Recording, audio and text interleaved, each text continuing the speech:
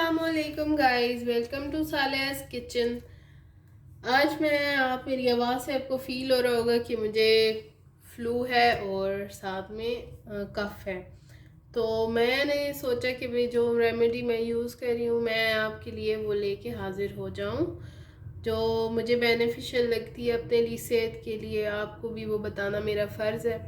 तो मैं आज आपके लिए बहुत ही सिंपल, जो कि हमारी नानो का मैजिकल कैप है, वो लेके हाजिर हुई हूँ। जिसको भी ये कफ या कोई भी, अगर ये इसको छोटे बच्चे भी यूज़ कर सकते हैं, आप बच्चों को भी बना के दें। सर्दियों में तो ये बहुत ही अच्छा है आपके लिए अगर आप इसको यूज़ करें।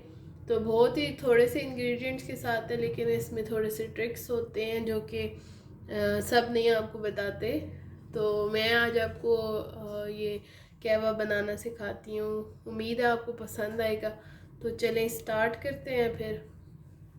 तो चलें जी स्टार्ट करते हैं। सबसे पहले मैंने यहाँ पे एक पैन ले लिया है। मैं बिल्कुल 1 कप बना रही हूँ। आप ताज़ा बना के यूज़ करें तो वो ज़्यादा अच्छा है, लेकिन अगर आप बना के रखना चाहते हैं तो कोई प्रॉब्लम नहीं है।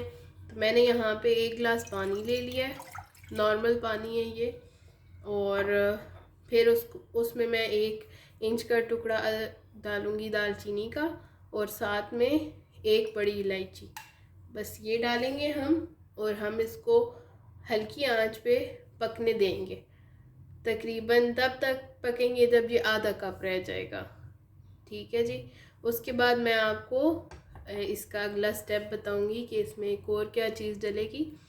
और साथ में आपने क्या करना है ना, कि इसको आपने बिल्कुल मीडियम आंच पे पकने देना है। ठीक है। और आपने ये सारी चीज़ें पानी गर्म करके नहीं डालनी, पहले पानी ठंडे पानी में ये चीज़ें डालनी है, क्योंकि जिस टाइम हम ठंडे पानी में ये चीज़ डालेंगे ये अच्छी तरह ये पानी में एब्जॉर्ब होंगी, ताकि इसका असर अच्छी तरह पानी में आ जाएगा। तब कहवा बनता है। लोग पहले पानी को उबाल के उसमें डालते हैं। तो मेन जो इसका स्टेप होता है वो यही होता है कि आप पानी ठंडे पानी में डालें और उसके बाद जो है वो चूल्हा जलाएं। तो जी ये देखें जी अच्छा सा उबल चुका है। तकरीबन इसको 15 मिनट हो गए हैं। तो ये उबल रहा था।